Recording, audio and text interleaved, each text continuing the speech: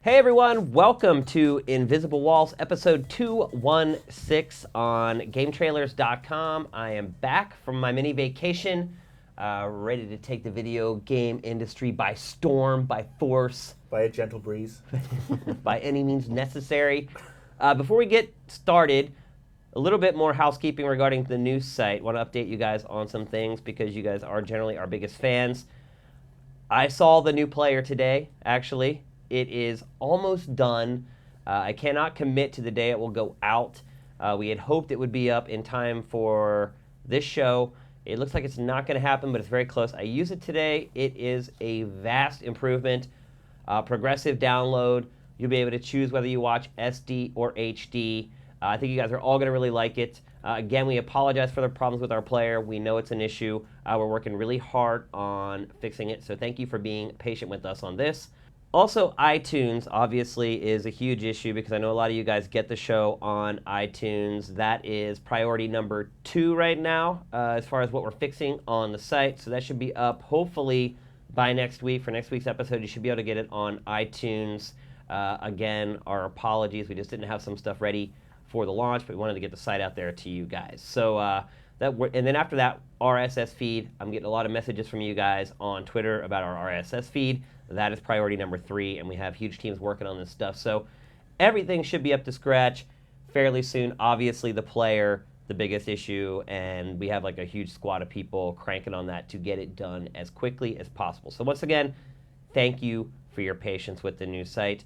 For those of you who maybe didn't watch last week, if you want to download the video version of Invisible Walls, or if you want to download the MP3, just go to our homepage.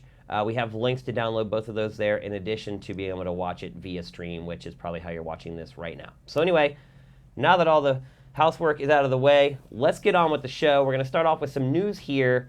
One of the big stories, and maybe people are making a bigger story out of this than it needs to be. Persona 4 Arena is going to be, is it the very first PlayStation 3 game to be region locked? Yeah. So they're region locking the game, and everyone was kind of afraid that, oh my gosh, this is setting a precedent. Now they're going to region lock everything, but that is simply not the case, right? Yeah, I mean, people were wondering about it and posting all about the news on Atlas's official forums and the US website. And the rep has gone back saying, you know, we understand the concerns for this. It's kind of crazy that Persona 4 would turn out this way, but, you know, it's out of our hands. It's mostly, you know, on the Japanese end that's affecting this whole kind of policy. But they insist that it's not a precedent for anything, but I'm not so sure. Well, I mean, the word is that they're doing it because the conversion from yen to U.S. dollars is so extreme now that they're afraid people in Japan will buy the U.S. version instead of the Japanese version. Japanese version comes out 2 weeks earlier, and yeah, that's exactly it. I mean, that's the reason Japan is hurting right now. I mean, the yen is very, very... it's doing very well for itself, but it's just, I mean, it's pushing up prices, you know, all over the shop. I think this. Well, they lose their asses when they sell things over here because they can't all of a sudden say, "Oh, the yen is doing really well against the dollar, so now our games are going to cost $80." You can't do that. Yeah, it's a total flip from the way it's normally been. I mean, you know, normally I would have expected them to say, "Well, we don't want people grey importing to harm the U.S. version," but it's the other way around. It's bizarre, but this is the first time. I don't think it's going to be the last time. I mean, I'm surprised it's taking this long. Yeah. I'm sure there are some. There's never been another region lock PS3 game. I'm pretty sure this is the first. Yeah. Yeah, I think it's a lot to do with a lot of the games that the Japanese customers care about come out so much earlier in Japan, anyways. Yeah.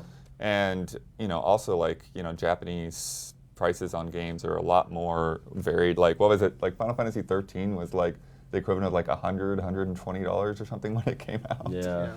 It's pretty nuts. And the other thing of note here, too, is that this isn't some rinky-dink game. This is our best fighting game of E3 2012. Mm-hmm. So pretty big deal that this game is kind of getting this attention, but I think everyone should just relax. Wait the 2 weeks, buy the U.S. version. Yeah, it's not going to impact. In fact, if you buy the U.S. version, you get the better deal. Right. It's going to, it's just the way it is. Yeah, right now I would say it's probably not an importer's market. If you like to import a lot of games, you're really getting it put to you at this point. Well, not that you have a choice with Persona anyway. Good point. The other big story from this week is another Kickstarter story. It seems like every week we're talking about something related to Kickstarter. This one is a new $99 open source hackable console called Ouya. Oh no! After reading about it, it's like, oh no. So let's talk about this. Obviously, the big story that everyone's kind of latching onto, at least the general press who doesn't cover games a lot, is the fact that they generated so much money. Now, their target was originally, what, 950 grand? Yeah, which they made very quickly with 8,000 donors. Just 8,000 donors to hit that Yeah. first million. But now they're at... $4 million with 32,000 donors, I believe, or around about there. And we pushed that through the Game Trailers Mathematics and Science division, and it came out at about $128 average per person, which you guys will probably totally disqualify. And Yeah, you guys might want to fact check that one. Yeah, well, we did it with an iPhone calculator, for God's sake. But yeah, this thing sounds like a great idea. But Does it? Does it? no, it sounds like a great idea where it's like it's $100 open console, open it's source. open source. Homebrew. Exactly. It is the homebrew. But I've got to wonder. One of the things I saw at CES this year was a slew of televisions that are now going to be the Snapdragon processor, which means they can run the Android architecture. So you see all these games. And probably has a built-in internet connection. Oh yeah, Wi-Fi they have the built-in internet. They have the built-in 3D option as well. They can even up-res the games as you go. And then you're looking at this, and I mean, this is basically, it's kind of almost like a tablet, but in a box. Yeah. And I understand where they're coming from. I mean, obviously their first and foremost mission goal is to make shitloads of money. No, me being cynical. No, they want to bring gaming into and gaming development into people's homes, but yeah, they've not announced any publishing partners They yet. haven't announced anything. It's Yeah. like they sat down and had a couple beers and was like, nah, let's write down some stuff and we'll Yeah. put it up and see what happens. I mean, the fact that they were only asking for less than $1 million. How do you launch a console with $1 million? I mean, great, they Right. hit $4 million. How do you launch a console with $4 million? That'll get you, what, 3 minutes of TV time? I mean, I'm guessing that they're thinking that it's going to be word of mouth that will start it off with regards to But they still have to Manufacture the Yeah, thing. they can't sell them this until is they it. I have mean, them. they have a prototype, but it's not a prototype within this lovely designed, ergonomic little box. The controller's not final. They have no publishing deals, even though on their site they're saying, all right, this is going to be with, Mojang are going to do, was it Minecraft? And then I think a bit further down the page, if you want Minecraft on this, tell Mojang. Yeah, it's like they tried to say they already had a deal set up with them to make the game, and then at the end they're like, well, not really. So please email them and badger them to make the game for our system. The other part of it, too, is if you're a developer or a publisher, what incentive do you have to make games for a console that is being advertised as easy to hack? Yeah, I mean, the piracy concerns with this thing are ridiculous. I mean, they're bad enough on these closed platforms. Imagine an open platform where you're encouraging people to go in and tinker with it. I mean, I just don't see it being a success. I mean, do either any of you guys see a way where it could be successful? Maybe the original plan with their budget was mailing everyone a USB controller and saying, hey, there's this thing called the PC. Yeah, why don't you just plug this in? $99 for a controller. This is the other thing. It's like if you want to be a developer and you want to make some money, you've got Steam. Right. And Steam are starting their new voting thing shortly, where it's like what games. It's not quite Kickstarter, but what games would you like to see on Steam, and people can upload concepts and stuff like that.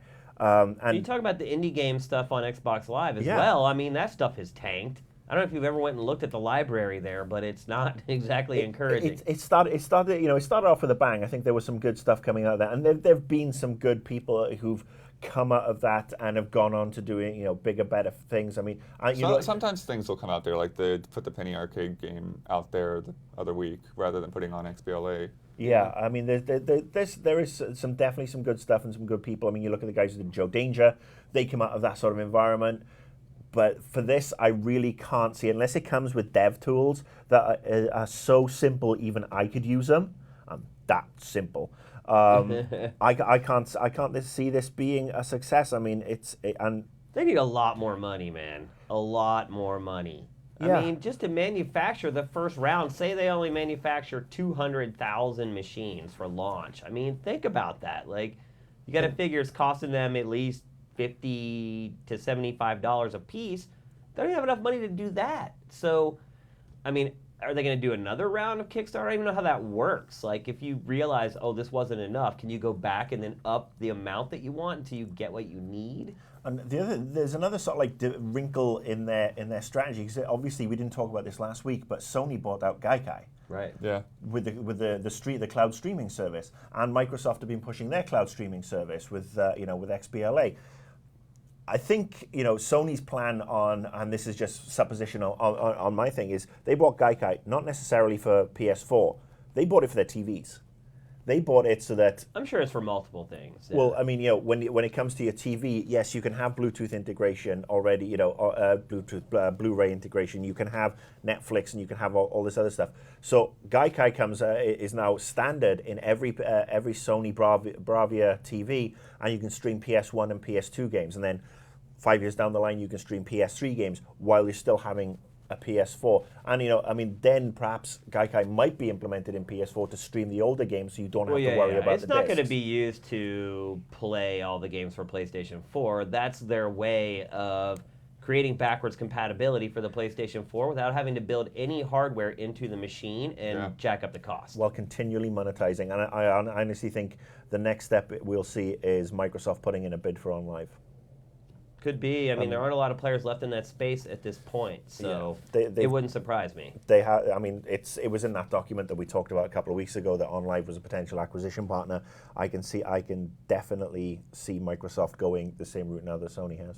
Now, on the flip side of all this, we don't want to be completely down on Ouya because I do admire their entrepreneurial spirit. Will we buy one?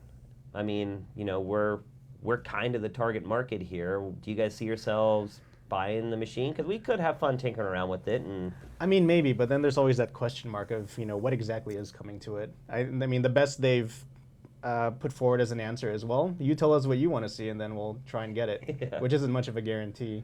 But I mean, I think the idea is kind of cool. At the same time, like, why can't I just use Steam and check out what people are pushing there? So I don't know. I think maybe I'd be interested in it if I got to see more of what they had actual, in terms of concrete content, but.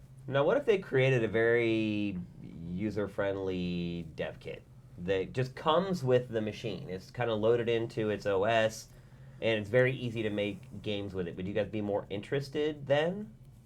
I mean, I don't you think about it, like $100 price point in like Android running it, like I don't know what are you even going to get. Where's the money coming from?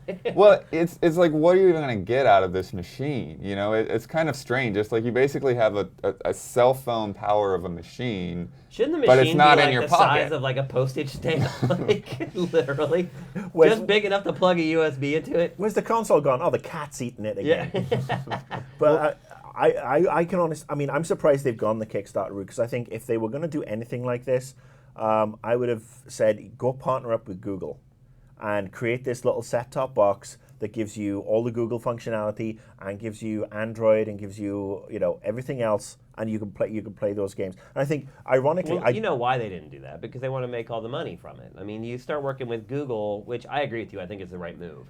Just the marketing muscle alone that Google has, it can make your product astronomically more successful.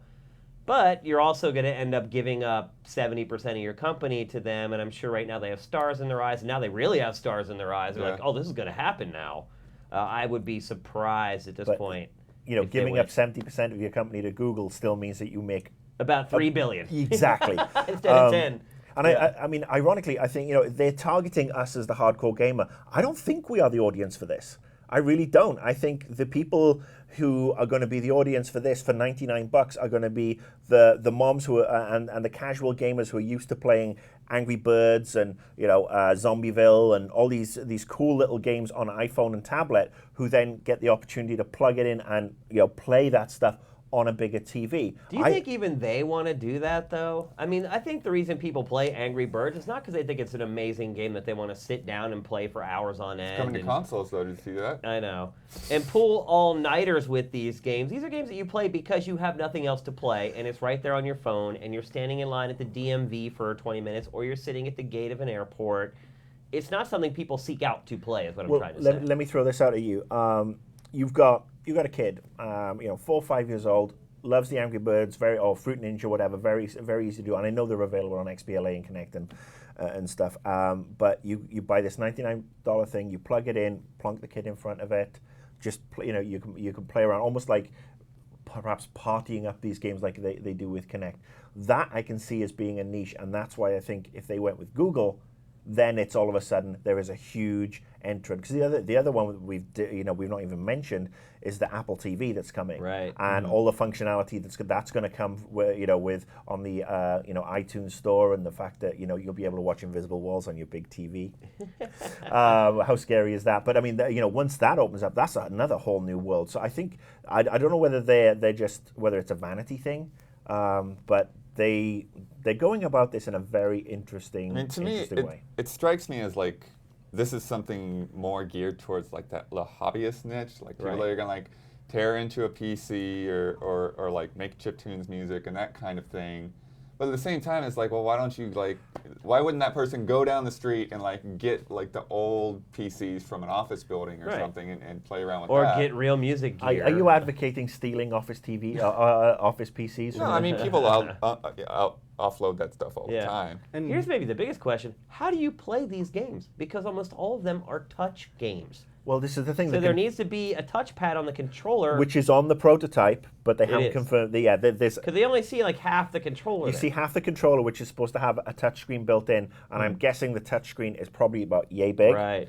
So, I mean, it's probably about 2/3 of the size of the iPhone screen, but it's still really, really small. But again, you're asking developers to retrofit games, and then you're asking, I don't know, there's just too many questions with this thing. Even at $99, I feel like it's a hard sell. And even going back to what you were saying earlier of what if they made the dev tool, easy for people to pick up. I mean, that stuff already exists out there, and it's for free, no less. I mean, Unity 3D is a really good engine for making games. It's for free for the most basic version. And people have used it to make some pretty good games. I think Rochard and Limbo were both Unity 3D games, and you can start programming on that for free.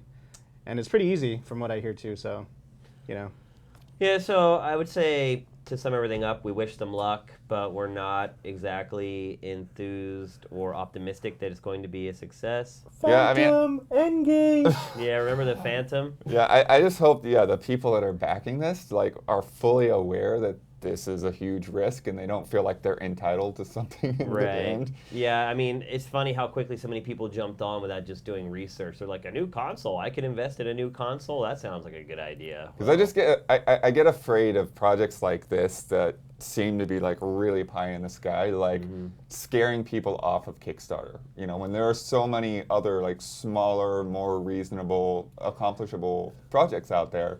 And like, well, I just gave all my money to this console that's never going to get made.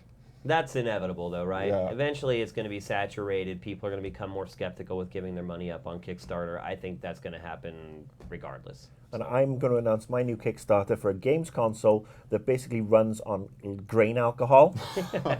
And so basically, while you're playing, it's fermenting the alcohol to make it even stronger. And there's a pipe from the console into your mouth, and it basically you can drink while you're playing games. I'm going to start a Kickstarter to get some bicep implants. And then everybody who donates gets a picture of my sweaty bicep after I get it fixed. You need butt implants. I'd agree with that.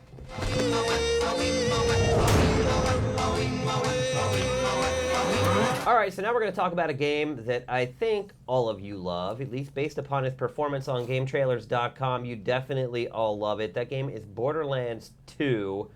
Have we reached saturation with this game? Should they just cut it off at this point and be like, okay, we've shown you enough? Here's the thing, like at the end of it, I'm like, so this is like, you guys are going to launch soon. This has got to be the last demo, right? This is what it's like, oh no, we're going to be going to, Gamescom and PAX. And like, It sounds like they're going to be still showing more new demos. Now, it comes out in September, right? Yeah, mid-September, the 18th. So they're running out of time here a little bit to promote it. I don't think but they're running out of time. They don't really need to promote it anymore. And before we actually go into the game, because it sounds, again, cool, but I mean, we did have this discussion in the office before we started recording.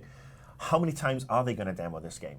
It's got to the stage where it's enough already. Give me the goddamn game. I want to play it. But if you make me sit through one more demo, one more trailer, 6 more press releases and a bunch of screenshots, I'm going to say, I know the game. I'm not going to bother buying it. I'm going to go off and play something else. They have been good with their promotional media, though. It's yeah, I mean, clever. at least feel like this round, like it's all actually been worthwhile. Like the demo I played was great. The new trailer is great. Yeah, the new trailer. If you guys haven't watched it yet, the background track is "The Lion Sleeps Tonight," and it kind of goes through all the enemies in the game. Very funny, very clever. Yeah, and they kind of like they mix it up and like turn the lyrics into like robot sounds when they're fighting the robots. Sorry, I'm having an 80s flashback now.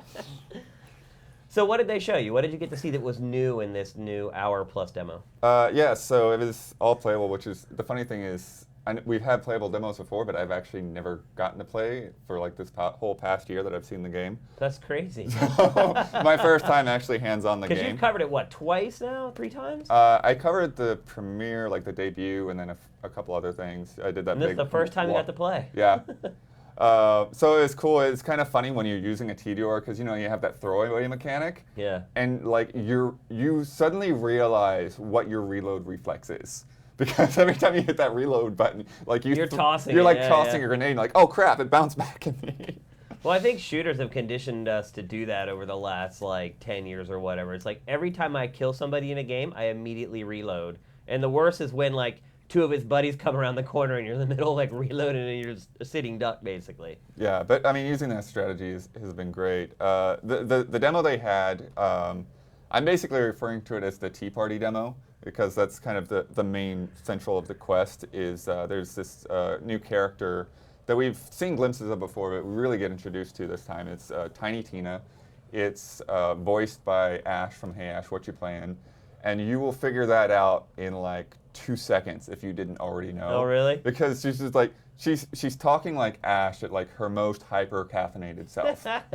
Like if you go back to like how she was acting like the Minecraft episode or something. Yeah. It's that very same kind of character, and she's a demented, psychotic 13-year-old that kind of makes sense. for some reason, you need her help to get across the tundra. That part I didn't actually get to. I just had to like basically gain her trust by going around to these bandit hideouts and getting her imaginary friends back that she's made out of like a pickle jar and a hat. And then there's a bonus objective of getting some crumpets as well, and she gets really psyched out about that when you get the crumpets. But before you get to her part, though, they also show off Sanctuary, which is the main hub town that was created by the characters from the first Borderlands game. And so I think some of the stuff, like the E3 stuff, sort of led up to this point. Mm-hmm. And so you get to have some conversations with Roland and Lilith, and you get to wander around town and like meet up with all the familiar faces that you knew from the first game. Some interesting mechanical things that they've got in there now. Like they've got, thank goodness they finally have a vault from the get-go to stash your gear. They actually have a separate vault to put things for your other characters. Oh, good. So like if you find a mod that's for Siren and you're a Gunzerker, you just stash it in there. When you so there's a separate vault for every character, every playable character? No, just a separate vault to stash stuff that like you want to pick up with a different character later on. Okay. And then I don't know how I feel about this. They have gold chests in the game that you have to have a golden key to unlock. And where do you get the keys? It's basically like being part of the Borderlands community online. So you can pre-order and get a key or maybe a couple of keys that way. But they said they'll also be giving them out on like maybe their Twitter or their forums and things like that. And they're saying that a gold chest is guaranteed to have a rare inside of it. So basically, you just get a code and you punch it in on PSN like or Xbox Live, and then you get a key? Sounds like it. Something along those lines. Did it say how many chests are going to be scattered throughout the game? No, they didn't say specifically how many, but if you see one, yeah, that's how you're going to get it, is by participating in the community more somehow. I don't see anything wrong with Who do that. they think they are? Willy Wonka? I've got a golden ticket. They didn't show it to me, but they mentioned that they've got some more mechanics in there as far as like trading items with other players and things like that, and actually being able to like duel over an item. And I don't know if it's a huge deal for a lot of people, but I thought it was cool when you showed me that you could actually customize your character's appearance a little bit. Yeah, I didn't expect that. There's a character customization station, so you can like change up the hairstyles and Oh, wow. the colors of your character and that kind of thing. So that way, like, not everyone looks like the same exact person. Yeah, I think that's really cool, at least for me, because I always felt like out of all the RPG aspects of Borderlands, that's the one thing that kind of That was the off. weakest part. Yeah, of like it, it felt a little less personal because, hey, I'm Lilith and so are And you. so, yeah, there's like Yeah. 8 million other Liliths. But now you can kind of look different, which is cool. I think that's something though that I miss in a lot of games, and I think it's just because I play a lot of RPGs. I would love to see that in more games, where it's like, yes, almost, let me have 35 different character templates to mix and match up, and put my a unique stamp. I mean, because it's that personal, that personal feeling of, yeah, this is my character, and it is slightly different. And it's about friggin' time, but I wish they go a little bit further than just, changing the hair or whatever. And it's like, oh, well, we have to put, you have to be this type of character. Well, you could still be Lilith, but you could be Lilith who is yay high, or, Right. a 17-foot, giant, or perhaps not quite, or, big boobs, little boobs, Because make I him a still bloke. haven't seen. Make him a bloke in drag. I mean, and just, give us that freedom there, because it adds more fun to the game, and it just would keep me coming back for more, and just, having a shitload more fun. I think the thing about that to me too is it's not like your player character in Borderlands is something that you're seeing on screen interacting with other characters that much. I mean, the other characters in Borderlands 2 have more personality than the first game, but I haven't seen anything to where your character is part of that interaction all that much. You're still kind of standing around. They actually made a big deal of being able to walk away from a conversation and still hear them over a radio. So it's strange to me that they have kind of had their characters so limited. What else was new? They have a system. This is another thing I'm not sure I like, but I have to see how it works in practice. They have what they call badass ranks. So all those giant checklists, remember the challenges that they had in the first Borderlands?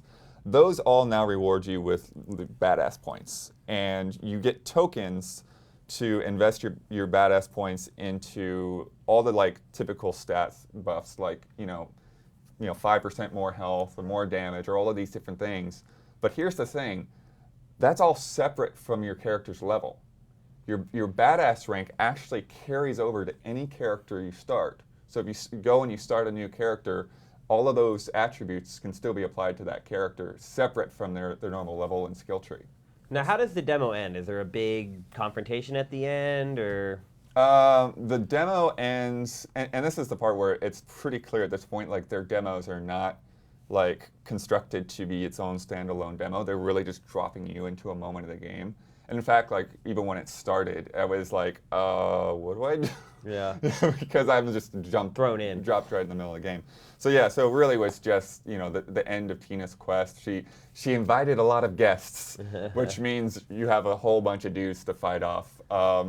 And included in those are these characters that they call Goliaths, and they're like the Incredible Hulk of the bandit groups, and they have this like bucket on their head.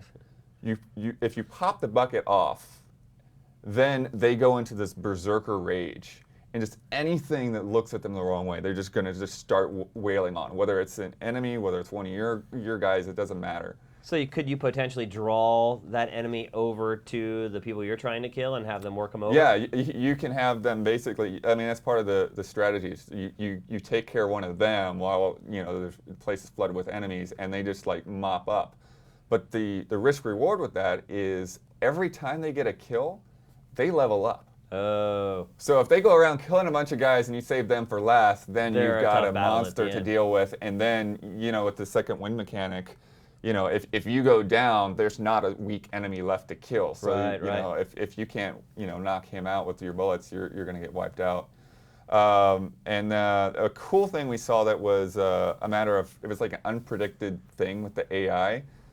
In some ways, you could almost call it a bug, but I hope that they like actually managed to work it into the game. It's a bug, not a feature. So, as I said, it'll go after anyone that's gets some splash damage on it. There are these flying enemies that I was taking down to get scrap metal for a teapot. And I had one of the Goliaths out there, and he leapt at the flying enemy, like doing the full Hulk leap, like swinging at it, trying to. And they hadn't accounted for that at all. They had not seen that before. Randy Pitchford hadn't heard of that scenario before, And so it was pretty fun to see that, and I hope they managed to work it in so that it doesn't look buggy. Because when he landed, it was just like, oh, he went through the stairs or whatever. But I think all that incidental stuff is pretty fun. I hope they keep it in. One of my favorite parts of Dark Souls was when the boss killed himself on accident, I assume. So, that's always cool to see. Well, I think they're probably done with the game right now. I mean, if it's coming out early September. Yeah, I mean, they're patching and stuff like that. So. Yeah, it's probably in submission at Xbox, and I just want to play it. Yeah. I want to copy. I want to basically do what we did with Borderlands and play co-op with Blood. And have him level me up, because he was like 10 levels ahead of me. He's like, I have this one, I have this one.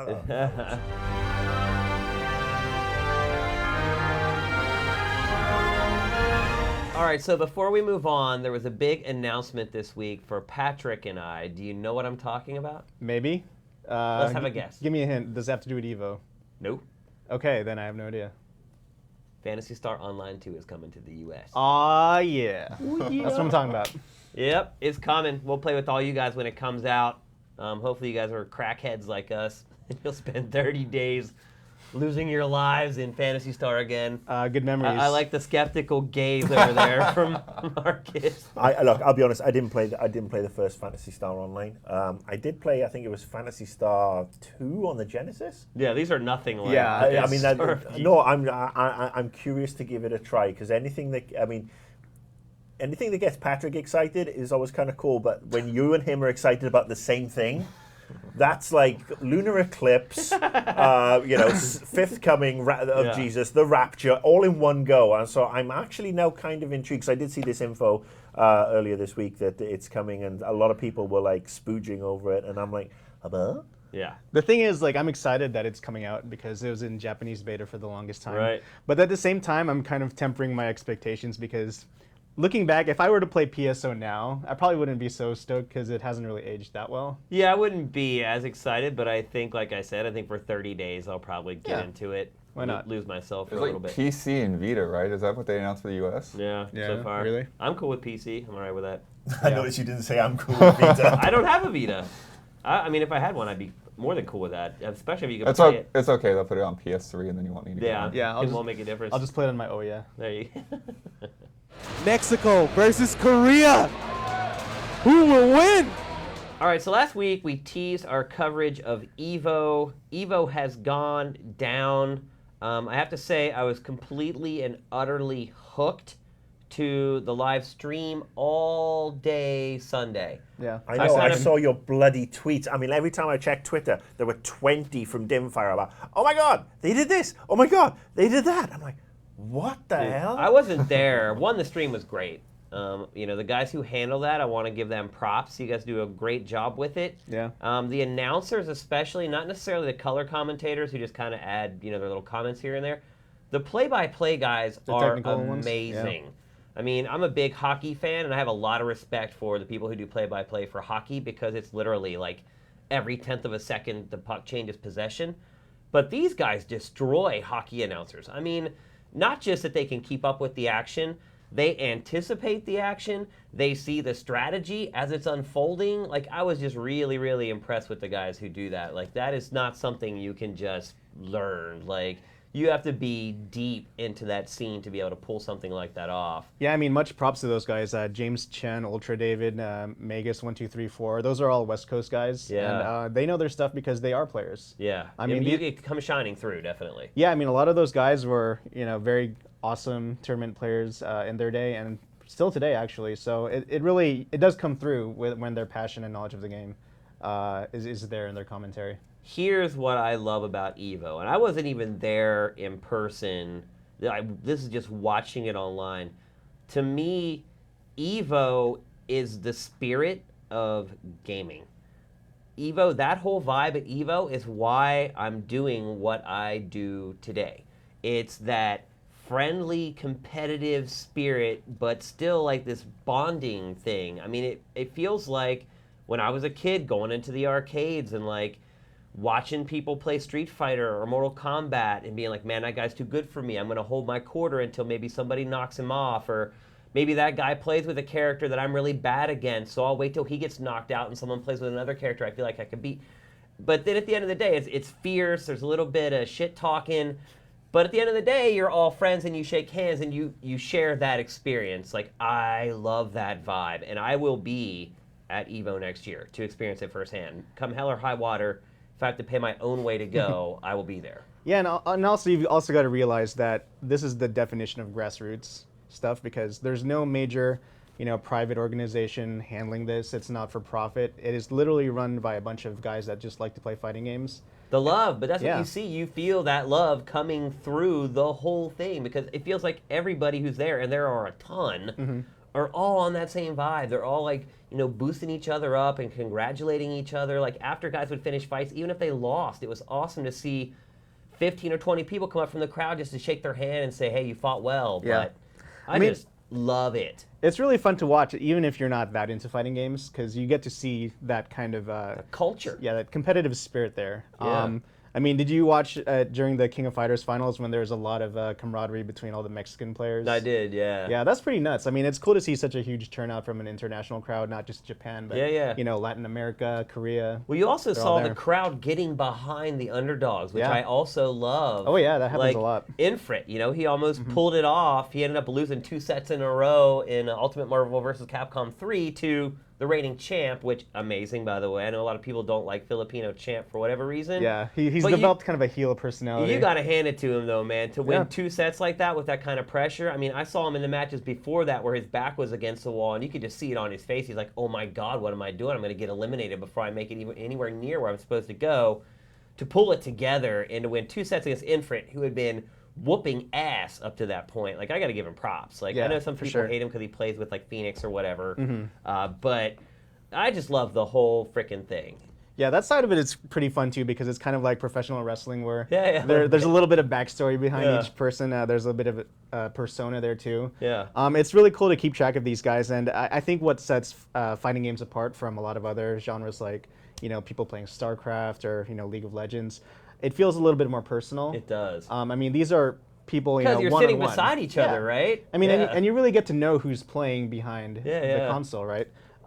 It might not be so apparent when you're seeing something like Call of Duty, whatever. Right. But I mean, these are guys that have trained really hard at what they do. What they're playing is really hard, and just the journey you see them go through, leading up to that point. There's a little bit of drama there too, which is fun to watch. So it all comes together in a neat little thing that I think anyone can really appreciate. Yeah, I mean, we dipped our toes in Evo this year, went there and did the coverage. We're still putting up archive matches.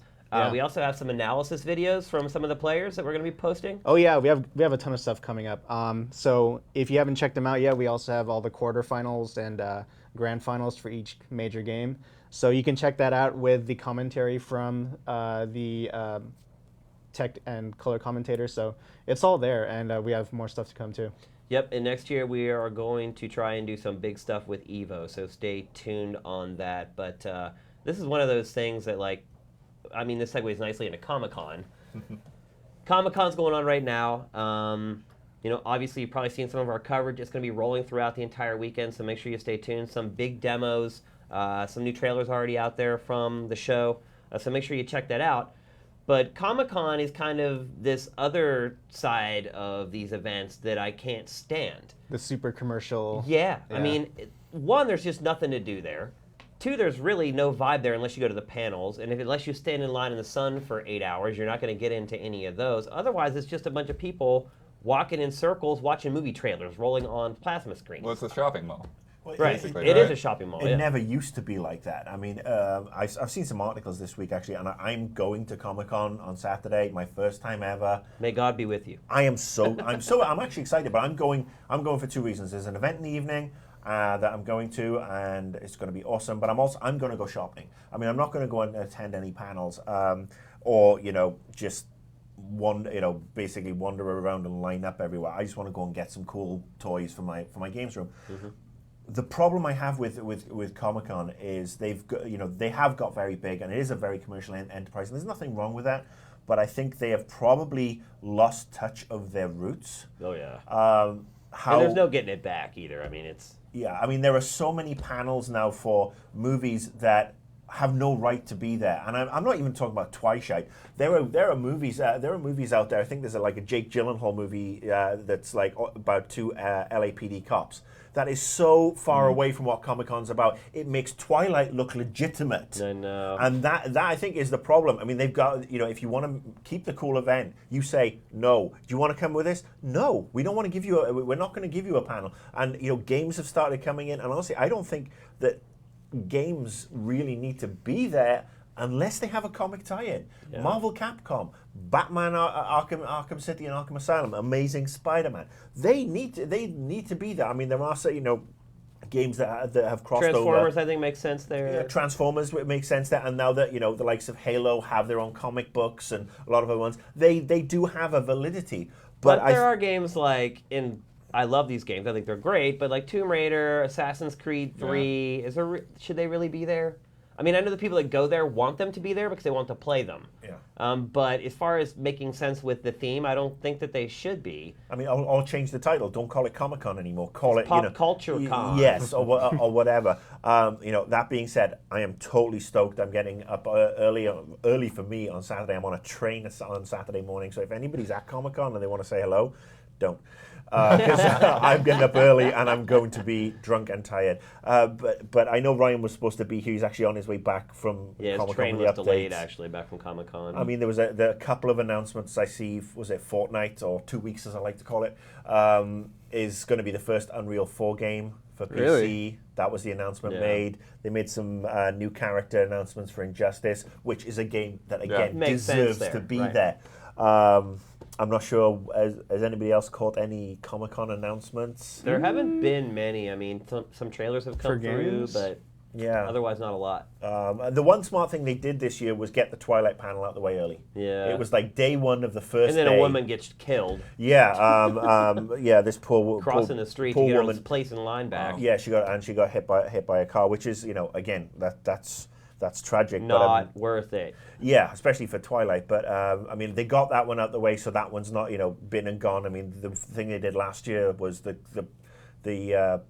panel was late in the day, and every other panel was on the way up was full of Twilight fans who didn't give a shit. Yeah. But I think there's a place for Comic-Con. I did see. I'm so glad I'm not there. This is the first year I haven't been there in like 4 years, and I am not missing it at all. Well, you will dig this. A respected colleague of ours who works for Game Informer, Andrew Reiner, tweeted this morning, why don't they just combine Comic-Con and E3? Oh. I'm guessing he was being sarcastic. He was joking, definitely. I cannot think of anything worse. Anything worse. Maybe a Twilight game that we all have to review.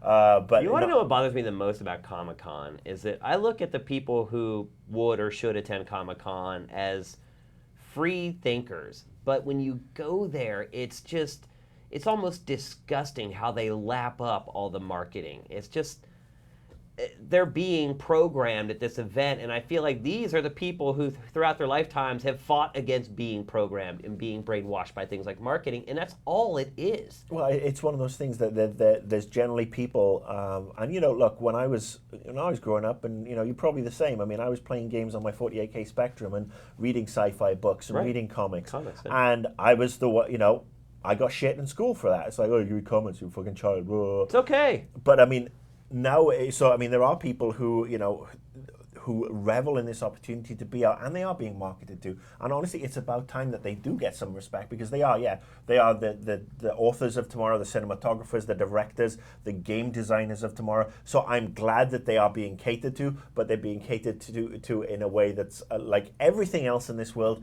designed to separate you from your wallet. And this coming from the guy who said, I'm going down to Toy Shop. I'm going to go down to get maybe some cool Batman stuff, some cool Doctor Who stuff. And that's my only purpose for going. I mean, I'm going to Comic-Con and I probably won't pick up a comic. One thing I would say, though, that's different about it, though, now versus when we were in high school, middle school, etc., is that these people are, like, accepted now, whereas we were not. We have our own, the people like us have our own comedy show. It's called The Big Bang Theory. Yeah. But I mean, yeah, that is just the way it is. But look, I'm stoked to be going. I will probably change my tune by about 1:30 on Saturday. You can look for my tweets on that one. But you know, well, I think the other part of it too is like when I was in high school, and we were probably all nerds in high school or middle school. We liked games and comics and whatever else. I didn't care about celebrities at all. In fact, I was like anti-celebrity, and I kind of still am. Like, I'm not a big fan of people who worship other people because they're in movies. But the people that go to Comic-Con, if one of these people walk past them, they just faint and fall over. It's like, I don't know. It feels to me like that whole culture has changed from one generation to the next. And now they're just people that dress differently but think like everybody else. Well, I think that the cult of celebrities invaded everything. I mean, I'm just waiting for, next year when we've got like the Jersey Shore Part 6 thing. And, that again is just... that's just the way society's going, and it'll have a reset. I mean, we'll go through this phase, and then we'll go back to hopefully realizing that celebrities are nothing special. They're kind of cool, kind of talented. But again, it's, when you give a shit about something as much as, the guys who go to Comic-Con do, just like we give a shit about games as much as we do. I got to say, I went to dinner about 3 years ago with NVIDIA, and I had Will Wright sitting here and Jordan Mechner sitting here.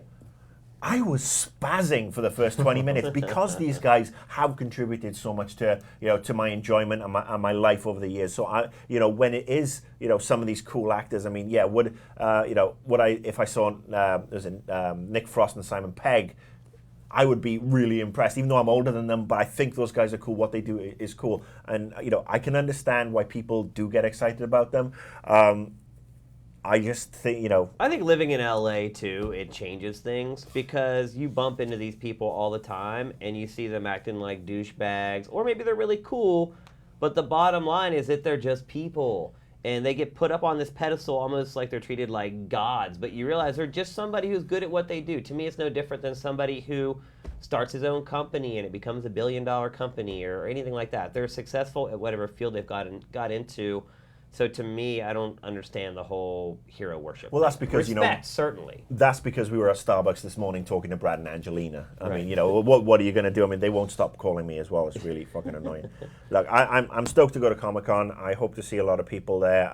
It'll be an interesting experience. And you've done it, 6, 7, 8, 9, Actually, 10? I had never gone up until 3 or 4 years ago. And then I started going for Spike.com because we would cover it like in depth, the whole pop culture side of it.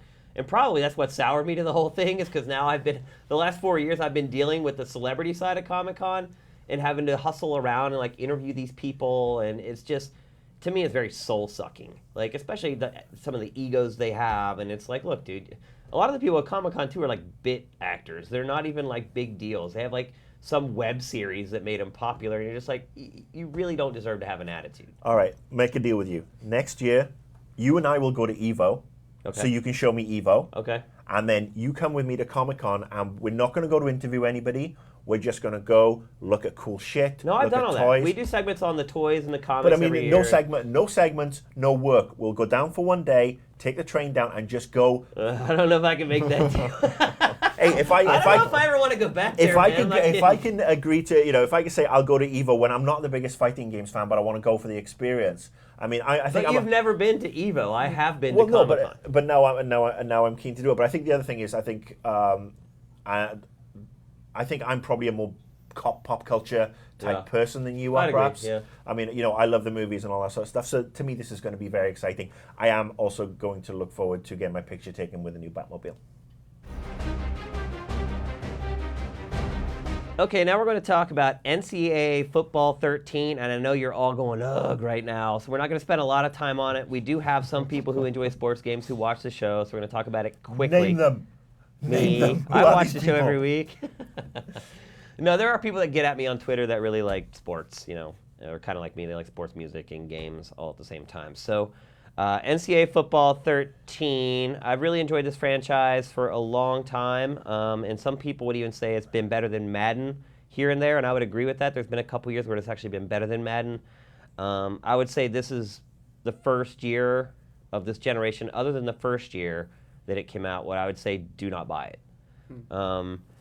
They made improvements to the passing game, and sometimes it works and sometimes it doesn't. It's called total control passing. And basically, as you see your wide receiver running his route, if he starts to get separation from a defender, you can lead him away from that defender using the analog stick. It works great for crossing routes. If you see a guy who's getting a little separation, you can lead him and drop the ball way out, and he'll speed up and catch the ball.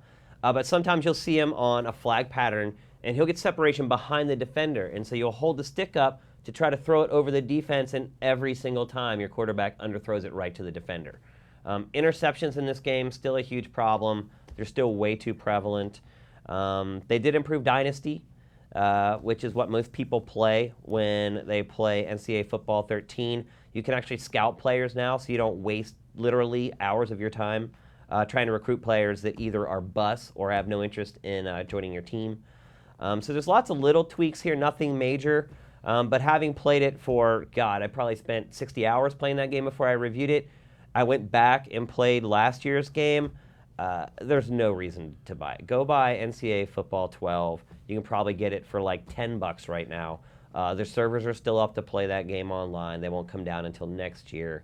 I just really think, particularly with this franchise, EA needs to start looking at doing these games every 2 years. And then the year after, maybe they, update rosters, even though with NCAA football, it's not that important. Now this year they did add the Heisman Challenge. This is the first time there's ever been real players in an NCAA football game. For obvious reasons, they can't license these kids because the kids aren't supposed to get paid. So basically they took I think it's like a dozen ex-Heisman winners, and you can take them and you can either try to replicate the season that they did with their team, or you can actually put them on other college teams, which is a little odd. My issue was when you start thinking about Heisman players, you think about those classic plays. The Doug Flutie bomb. Even people who don't know football have probably seen that shot of Flutie just heaving it from the 50-yard line and the guy down on his knees catching it to win the game. That sounds like a drink. Yeah. But you don't get to replicate what they did throughout their careers. They'll just say, okay, Flutie passed for 50 touchdown passes, passed for more than 50 touchdown passes. It's not replicate this exact moment, which is what 2K did with Michael Jordan in NBA 2K. That was amazing. They actually had you replicate that last second fade away against the Cavaliers that Jordan hit. They wanted you to do the stuff that he did. In this, you're just kind of playing with a maxed out player trying to hit statistical values. So again, I would say do not buy this game at full price. Go back and buy the old one if you have an itch for NCAA football. Otherwise, I feel like you're going to feel ripped off if you buy it. Can the Trojans still beat the shit out of the Bruins by 50 points to 0? Well, I mean, the other part of it is the game is so easy that if I were to play, at least on the default difficulty, if I were to play as UCLA, I would whip USC's ass, hands down. So it's totally unrealistic. Can you Pretty much. Can you offer? My girlfriend's a Trojan. I'm not the condom. Can you? Are you sure about that? Can you? Hey, you've met her. She'll kick your ass. Can you also offer scholarships to celebrity kids just to bump up your PR rating? Yeah, no, they don't go that deep into things. But yeah, there's no P. Diddy in the game who's going to suck up a scholarship from some kid who really needs one, his son. So. All right, and this is the only other bit of football knowledge that I have. Can you, is Reggie Bush in the Heisman Challenge? Because he was disgraced. Didn't he have to get his... Reggie Bush is not in the Heisman Challenge. Didn't he have to give it back? He did, yeah. After 2 years later, he finally did give it back. But yeah, he's not in there, obviously, because he's not technically the Heisman winner anymore. So, folks, this is a warning. don't bang Kim Kardashian. This is what will happen to you. I can think of a lot more reasons to not do that than NCAA Football 13. And the winner of the 2012 Heisman Trophy is... All right, that's it for this week's show. I know you guys are all balling because we're going. Next week, we should be back on iTunes. New player should go out next week. I don't want to promise anything and disappoint you guys, but I've already used it, so it's very close. I think they're just bug testing it now. And make sure you check out all our Comic-Con coverage over the weekend, even though I said I hate Comic-Con. The bottom line is there is good video game media coming out of the show. So make sure you check it out. As always, thank you for your support. Thank you so much for sticking with us through this kind of bumpy period through the replatforming. We really appreciate it. We know that you guys are showing a lot of patience. So thank you so much. Everybody have an awesome weekend. We'll see you here next week. Invisible Walls is up and out.